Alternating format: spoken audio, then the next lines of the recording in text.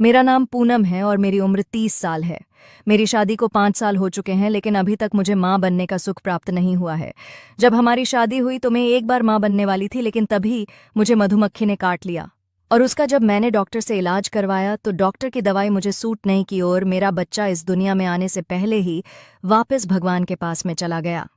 उसके बाद में कभी दोबारा गर्भवती ही नहीं हुई। मैंने और मेरे पति ने डॉक्टर को भी दिखाया था, लेकिन डॉक्टर ने हमें कहा कि हम दोनों ही ठीक हैं। लेकिन मुझे अंदर ही अंदर लगने लगा था कि शायद अब मेरे पति इस लायक नहीं रहे कि वो मुझे माँ बनने का सुख दे पाएं। हमारे घर में हम दो पति पत्नी के अलावा और कोई नहीं था। मेरे पति पुलिस में नौकरी करते हैं, इसलिए जब वो अपनी ड्यूटी पर होते हैं तो मैं घर पर अकेली बोर होने लगती हूँ। साथ ही मेरे पति जब अपनी ड्यूटी से वापस आते हैं तो वो बहुत ज़्यादा थके हुए होते हैं और आते ही खाना खाकर सो जाते हैं।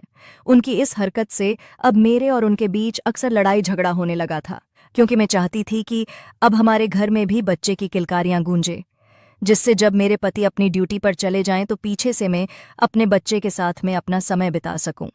लेकिन मेरे पति का कहना होता था कि अपनी ड्यूटी से आने के बाद उनमें इतनी भी ताकत नहीं बचती है कि वो कुछ देर बैठकर मेरे साथ बातें कर सकें।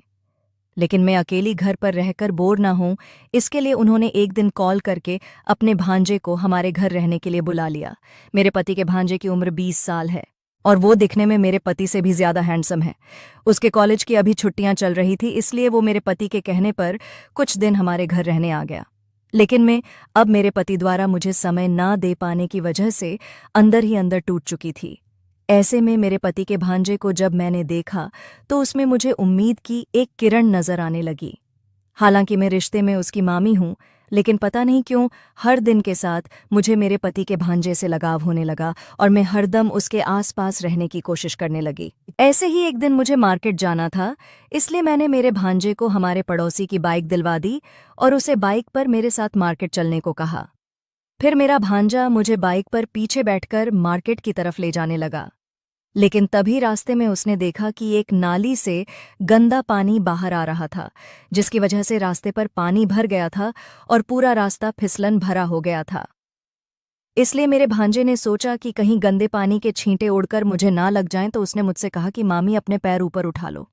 मैंने उसके कहने से अपने पैर तो ऊपर उठा लिए, लेकिन फिर भी हमारी बाइक का बैलेंस बिगड़ गया और बाइक पानी में गिर गई। बाइक गिरने से मुझे चोट लग गई थी, इसलिए मैं करहाने लगी, ओह भांजे मार डाला, आई मम्मी, आह, उफ, आरे। फिर मेरे भांजे ने जल्दी से मुझे उठाया और डॉक्टर के पास लेकर गया। डॉक्टर के पास जाकर उसने मुझे पट्टी करवाई और घर लेकर आ गया। लेकिन घर पहुंचने पर मेरे भांजे के पास उसके पापा का कॉल आ गया और उन्होंने उसको रात की ट्रेन से वापस बुला लिया। भांजे के जाने के बाद अब मैं फिर से अपनी वही बोरियत भरी जिंदगी जीने पर मजबूर हो गई थी। तो धन्यवाद।